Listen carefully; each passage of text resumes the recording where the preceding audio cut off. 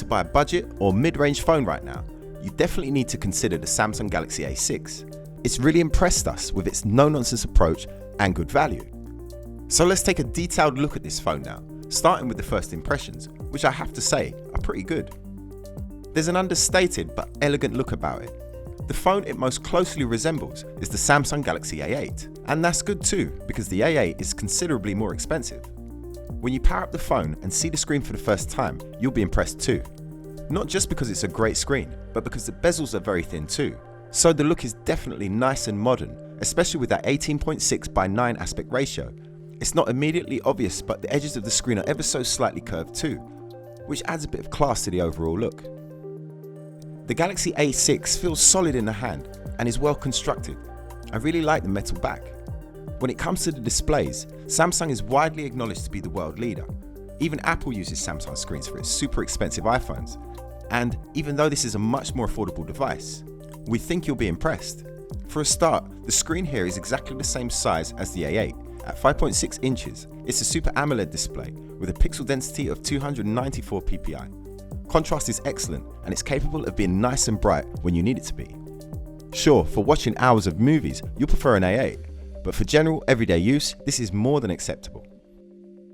For the cameras, Samsung continues the no-nonsense theme. The main rear camera is actually very capable. The single lens sits right above the fingerprint scanner, and I haven't had any problems with accidentally touching the lens when I'm trying to unlock the device. This is a 16 megapixel camera with an f1.7 aperture. It has autofocus, but you won't find the optical image stabilization, which, when given the price point, we ain't really worried about. The results are great. Even when it's fairly dark, it's relatively easy to capture high quality images. Over on the front, we have another 16 megapixel camera, but this time with an aperture of f1.9 and an adjustable LED flash. Again, we feel that this is great tech for the money. Powered by Samsung's Exynos 7870 chipset, along with 3GB of memory and 32GB of storage. If you want the option to increase the storage, you can, using the microSD card slot, which can take cards up to 256GB. The 3000 mAh battery will get you through the day of moderate use, but don't expect more than that. What's great to see here is that you get Android Oreo straight out of the box, along with Samsung's customizations, which are much better than they were just a couple of years ago.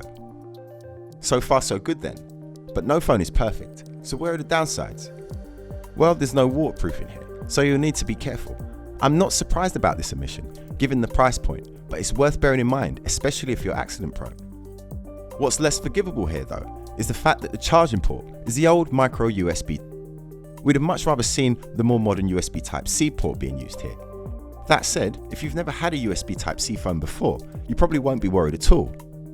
Some people may notice the fact that there's no dedicated Bixby button.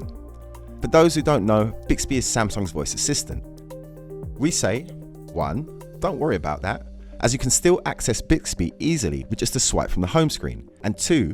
Use Google Assistant instead, or at least give it a try. It's a much better experience.